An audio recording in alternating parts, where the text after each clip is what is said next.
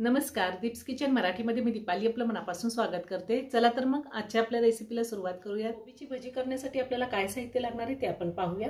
मी इथे 300 ग्रॅम कोबीचा गड्डा घेतला होता आणि तो असा उभे काप देऊन चिरून घेतलेला आहे। कोबी स्वच्छ धुवून घेतलाय। एक मोठा कांदा मी उभे काप देऊन चिरून घेतलेला आहे। थोडी कोथिंबीर स्वच्छ धुवून बारीक चिरून घेतली। 3 हिरव्या मिरच्या, मिरचीचं प्रमाण तुम्ही तुमच्या आवडीनुसार कमी किंवा जास्त घेऊ शकता। 1 चमचा आलं लसणाची पेस्ट, पाव चमचा हळद, 1 चमचा धने पावडर, अर्धा छोटा चमचा ओवा, अर्धा छोटा चमचा जिरे, अर्धा छोटा चमचा लाल तिखट। लाल तिखट नाही वापरलं तरी चालेल, आपण हिरवी मिरची वापरलेली आहे। चवीनुसार मीठ लागणार आहे आणि 5 छोटे चमचे मी तांदळाचं पीठ घेतले।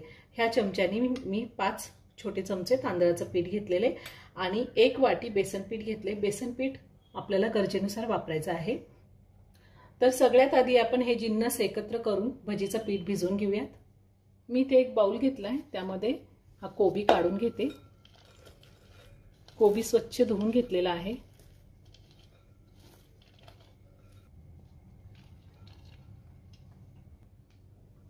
आता आपण यामध्ये कापलेला कांदा घेऊयात।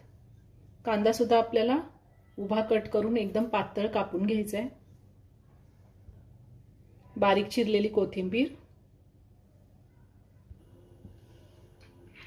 हिरवी मिरची, आलं लसणाची पेस्ट, ओवा घ्यायचा आहे आणि असा हातावर थोडा चोळून त्यात घालायचा आहे। जिरे, धने पावडर, धने पावडरच्या ऐवजी तुम्ही अख्खे धने जरी कुटून घातले 1 चमचा तरी चालेल। हळद, लाल तिखट आणि चवीनुसार मीठ घालायचे। मीठ आपण आधीच घालायचे म्हणजे कोबीला चांगलं पाणी सुटतं, आपल्याला वरतून पाणी वापरायचं नाहीये। आता आपल्याला हाताने हे सगळं व्यवस्थित मिक्स करून घ्यायचंय। मी 2 मिनिटं हे व्यवस्थित एकत्र करून घेतलंय, छान पाणी सुटलेले। आता आपण ह्यामध्ये 5 चमचे तांदळाचं पीठ घालूया। तांदळाच्या पिठाने भजी एकदम छान कुरकुरीत होती।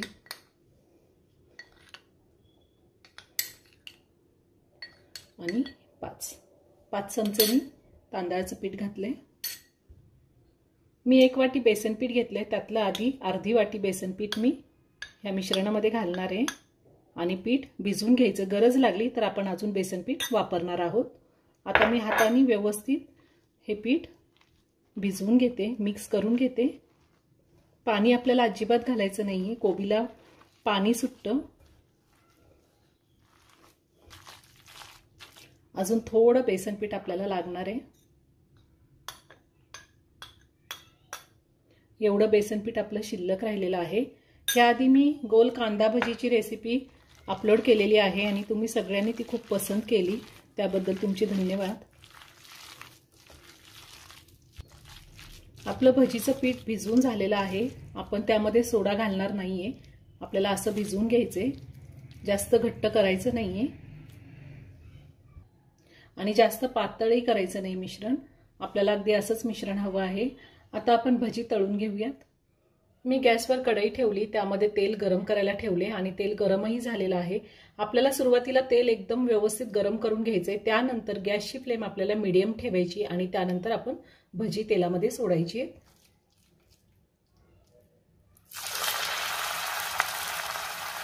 या पद्धतीने आपण भजी तेलामध्ये सोडून घेऊया।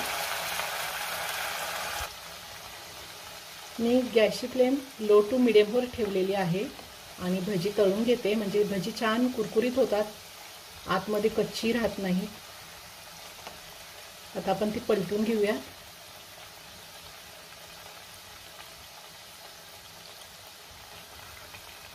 तेल सुरुवातीला व्यवस्थित तापवून घ्यायचे, म्हणजे भजी तेलकट होत नाही, नाहीतर भजी तेलकट होतात।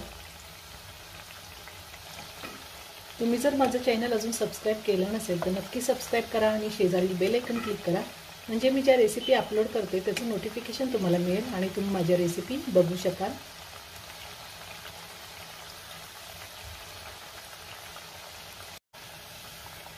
भजी व्यवस्थित तळून झालेली आहे। आता मी ती काढून घेते।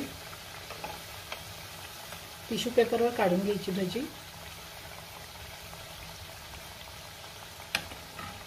खूप छान कुरकुरीत होतात ही कोबीची भाजी।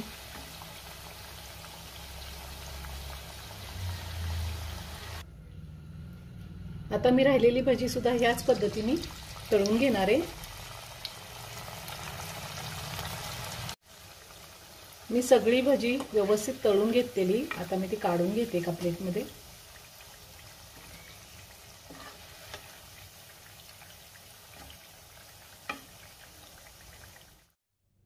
तयार झाली कोबीची कुरकुरीत भजी। खूप छान होतात, एकदा नक्की करून पहा।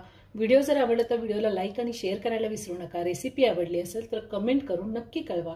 पुन्हा भेटूया अशाच एका छानशा साध्या आणि सोप्या रेसिपी बरोबर। धन्यवाद।